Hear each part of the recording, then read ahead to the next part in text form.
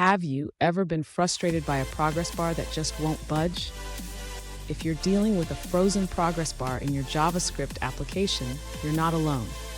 Today, we're going to tackle this issue head-on. I totally get it. When you're trying to initialize an application and the progress bar freezes, it can make you feel like your app has crashed. This is a common problem, especially in certain browsers and environments.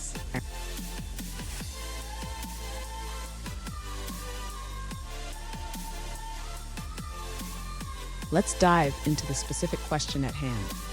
One user asked, "How can I achieve an unfrozen progress bar during activity?" They mentioned that their progress bar freezes while downloading a JSON object using the Fetch API. Sound familiar? Let's explore this together. So what's happening here?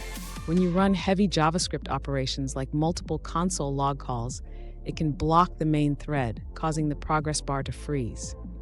Understanding this is key to finding a solution. And stick around. I have a great tip at the end that will help you keep your progress bars running smoothly. To ensure the progress bar remains active during initialization, the user should utilize asynchronous programming. This can be achieved by using the Fetch API to download the JSON object without blocking the main thread. Next, the user should wrap the console logging in a set timeout function. This allows the JavaScript engine to process other tasks like updating the progress bar while still logging the output. Now the user can implement the fetch call to retrieve the JSON object. This should be done inside an asynchronous function to ensure the progress bar updates smoothly. Finally, the user should call the fetch data function to start the process. This will allow the progress bar to function correctly while the application initializes. Fun fact, did you know that the first web browsers didn't even support JavaScript? We've come a long way, but we still face challenges like this. Now let's look at the answers provided by other users. An alternative solution provided by another user involves using promises and async functions.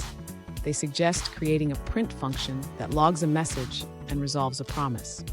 Then, in the go function, you can use a loop to call print with await, allowing the progress bar to update without freezing. Here's that tip I promised. Always keep your JavaScript operations non-blocking.